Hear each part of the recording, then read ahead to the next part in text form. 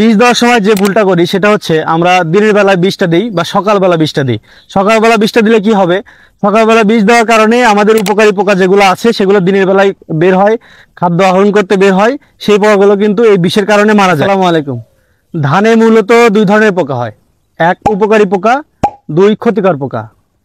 উপকারী পোকা যেগুলো আছে সেগুলো ধানের যে ক্ষতিকর পোকাগুলো আছে এগুলোকে খেয়ে ধানের জমিকে ভালো রাখে, আর যেগুলো ক্ষতিকর পোকা সেগুলো আমাদের ধানের ক্ষতি করে, যেমন মাজরা পোকা, কারেন্ট পোকা, গান্ধী পোকা, এসব।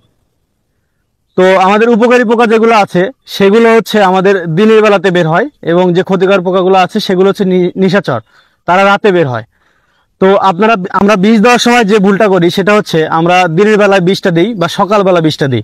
সকালবেলা বীজটা দিলে কি হবে, সকালবেলা বীজ দেওয়ার কারণে আমাদের উপকারী পোকা যেগুলো আছে সেগুলো দিনের বেলায় বের হয়, খাদ্য আহরণ করতে বের হয়, সেই পোকাগুলো কিন্তু এই বিষের কারণে মারা যায়, যার কারণে ধানের কিন্তু একটা বড় ক্ষতি হয়ে যায়। তো আপনারা যেটা করতে পারেন সেটা হচ্ছে আপনারা সবসময় বিকালের দিকে বীজ দেওয়ার চেষ্টা করবেন।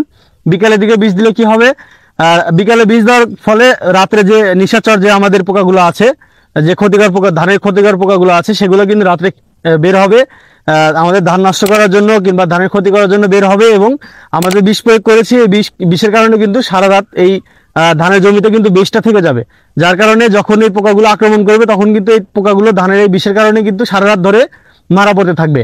তো আপনারা এই কাজটা করবেন যে সকালবেলা কখনো বীজ দেবেন না, আপনারা সবসময় বীজ দেওয়ার চেষ্টা করবেন হচ্ছে বিকেলে, তাহলে আলহামদুলিল্লাহ ধানের উপকারী পোকাগুলো বেঁচে থাকবে এবং ক্ষতিকর পোকাগুলো দূর হবে। ভালো থাকবেন। আসসালামু আলাইকুম।